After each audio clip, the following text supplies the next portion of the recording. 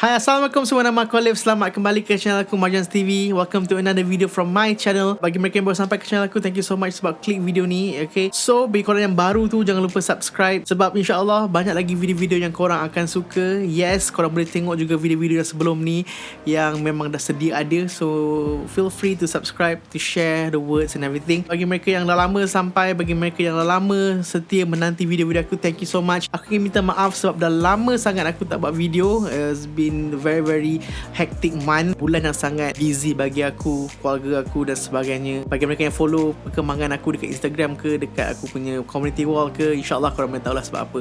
Dan I'm not here to talk about all that. Hari ni video yang baru, hari yang baru. So tanpa melengahkan masa, aku ingin juga mengucapkan selamat berlockdown, selamat ber-PKP lagi.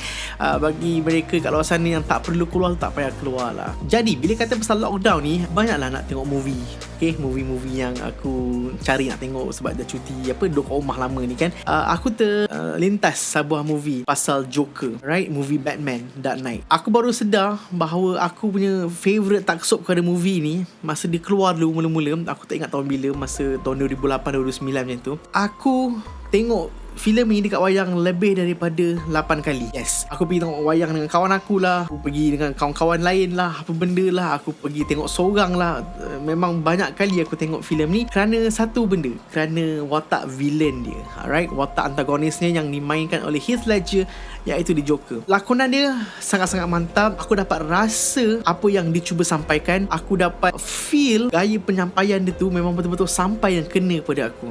Watak orang gila, psikopat seorang Joker tu betul-betul menjadilah, hands down lah. Dan watak Joker ni adalah satu watak yang boleh dikatakan berat, heavy. Dan boleh dikatakan juga setiap filem Batman yang ada Joker ataupun filem Joker itu sendiri, watak dia tu, watak yang dilakonkan oleh pelakon-pelakon ini, pelakon-pelakonnya sangat-sangat mantap. Dikatakan watak Joker itu betul-betul take over pelakon itu sendiri. Jadi pada hari ini aku ingin berkongsi dengan korang fakta-fakta ataupun cerita-cerita yang mungkin korang tak tahu tentang watak Joker yang dimainkan oleh Heath Ledger ini. Kalau korang nak tahu, Heath Ledger ni dah mati. Apabila habis dia syuting cerita The Dark Knight tu, filem tu baru nak proses, nak edit, belum keluar lagi, dia dah mati. Dan dikatakan kematian itu sangat-sangat berkait dan sangat-sangat bersangkut paut dengan watak yang dimainkan, iaitu di Joker. Hari ini aku ingin berkongsi beberapa fakta gelap ataupun trivia yang mengenai watak Joker itu sendiri dengan korang. Yang pertama guys, Heath Ledger masa dia casting, masa dia audition untuk filem The Dark Knight ni, dia tak nak watak Joker itu.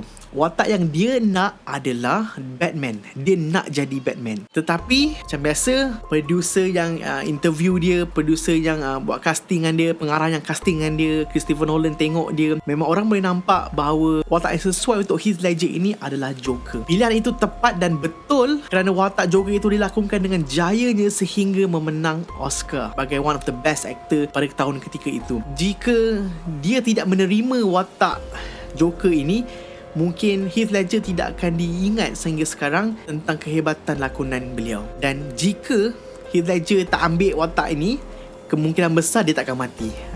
Jadi dia ada plot kat situ lah. Fakta yang kedua pula adalah di dalam filem The Dark Knight itu ada seorang lelaki, nama pelakon itu adalah Michael Caine. Michael Caine mengatakan bahawa dia betul-betul takut dengan Heath Ledger. Bukan watak dia Joker tu dia takut ya. Dia betul-betul rasa inferior, dia rasa takut, rasa seram apabila di dalam set penggambaran bersama manusia yang bernama Heath Ledger itu. Ini menunjukkan bahawa betapa taksubnya, betapa hebatnya Heath Ledger itu memainkan watak Joker ini sehingga kan seorang lelaki tua yang bernama Michael Caine ini, seorang pelakon juga, tahu yang dia sedang berlakon tapi membuatkan orang tua ini sangat-sangat takut dengan Heath Ledger pada ketika itu. Begitu kuatnya karakter Joker itu di dalam diri Heath Ledger itu sendiri. Fakta ketiga pula adalah Heath Ledger merupakan manusia pertama yang datang daripada filem superhero yang memenangi Oscar, yang memegang watak villain, watak orang jahat. Sebelum ini anugerah Best Actor di Oscar tak pernah dibenangi oleh mana-mana lelaki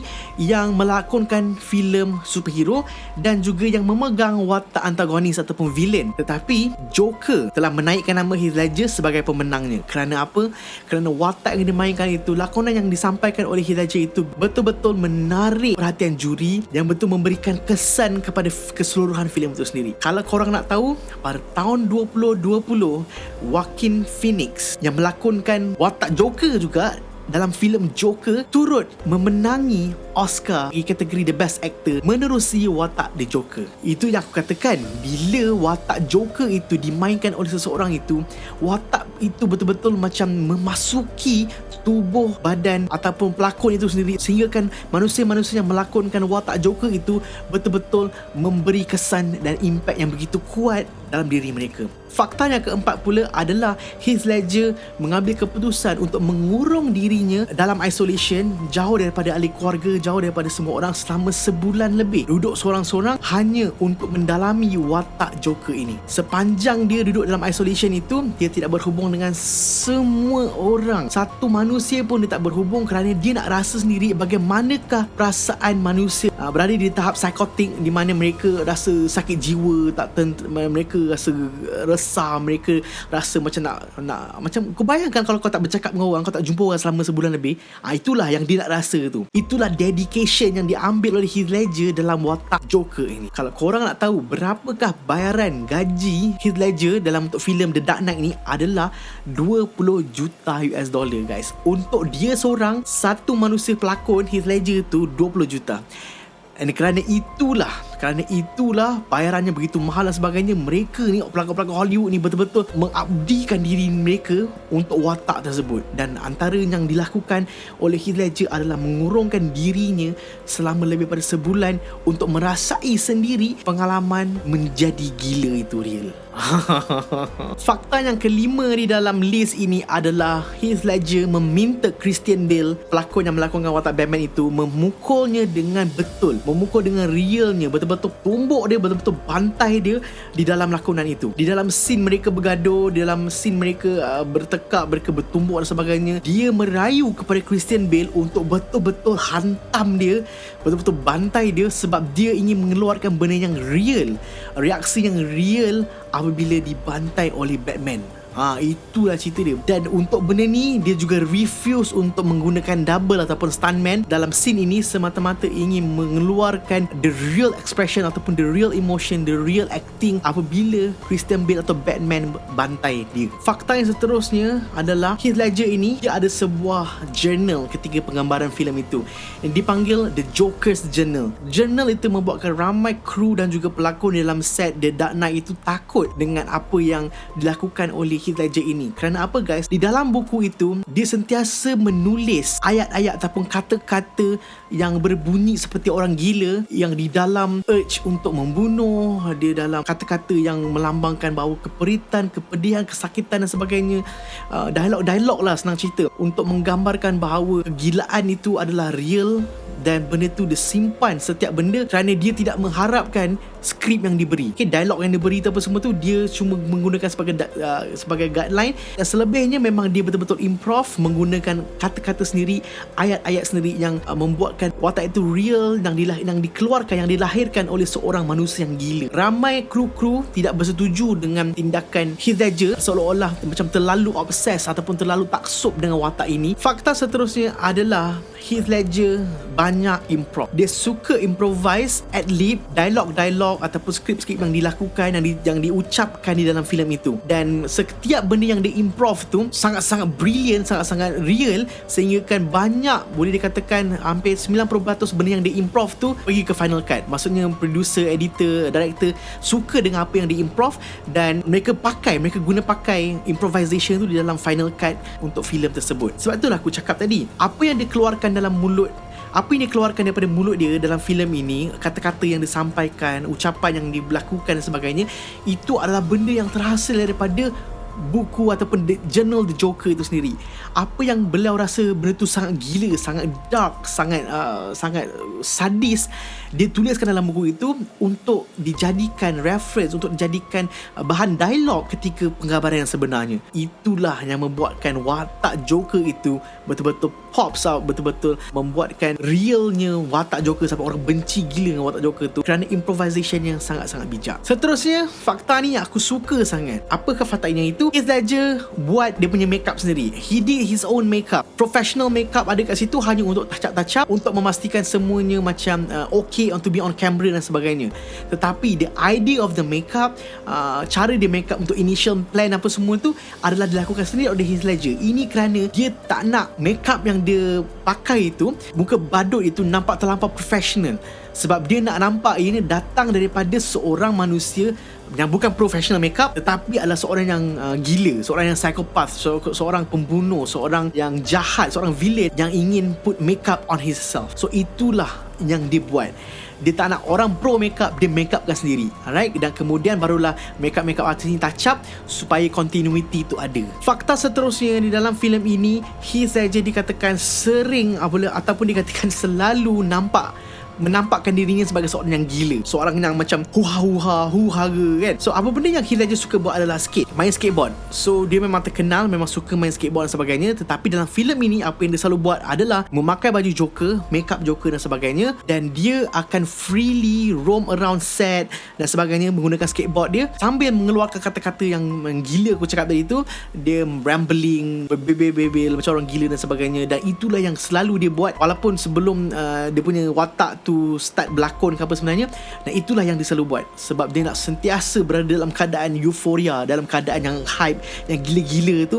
Jadi dia kekalkan momentum ni walaupun dalam keadaan dia kena berehat, tapi dia step up on his skateboard, pusing around, main skateboard atas badan Batman dan sebagainya, hanya untuk dapatkan hype, that feeling of craziness dalam badan dia, dalam diri dia. Gila betul Joker ni. Dan yang terakhir sekali, Heath Ledger mati sebelum filem itu sempat dihabiskan. Dari segi post production dia lah, dan shooting dan sebagainya dia sempat habiskan, tetapi bila di mana untuk melakukan post production, untuk melakukan editing dan sebagainya, dia tak sempat buat. Ramai kawan-kawan dia, artis-artis lain yang stand in untuk dia untuk buat post production, gunakan bayaran yang mereka dapat itu untuk diberikan kepada anak Heath Ledger. Ketika Heath Ledger mati kerana overdose dan sebagainya, ia dikatakan bahawa Heath Ledger dalam keadaan yang sangat-sangat depressed.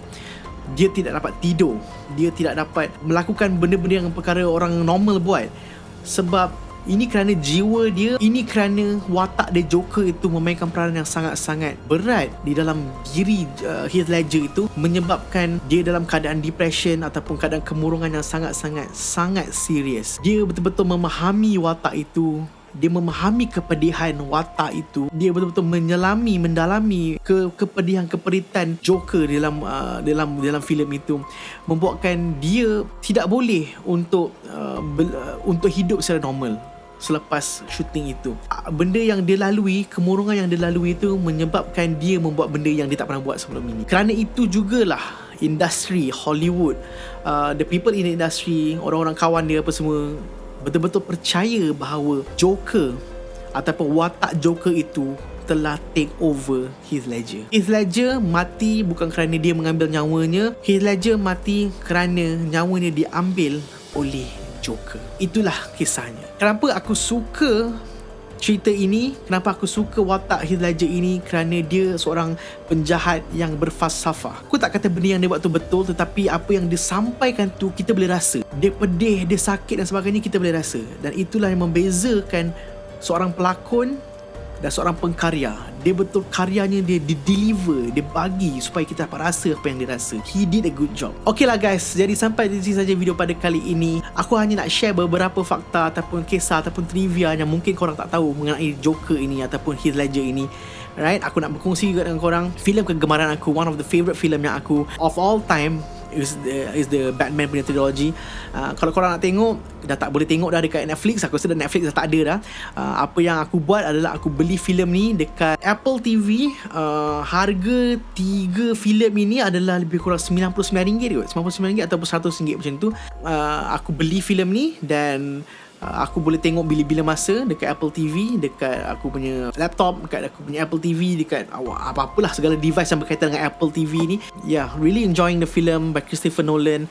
Antara filem favorite aku of all time. So kalau korang nak tengok filem ini balik, boleh tengok kat situ lah. Mesti aku cakap tadi kat Apple TV. Netflix dah tak ada dah. Feel free, please tell me kalau korang suka filem The Dark Knight, korang suka scene apa. Korang share kat bawah. Alright, stay positive, stay safe, jangan keluar mana-mana kalau tak perlu. Okay, take care guys. See you guys on my next video. Assalamualaikum warahmatullahi wabarakatuh. Assalamualaikum, bye bye.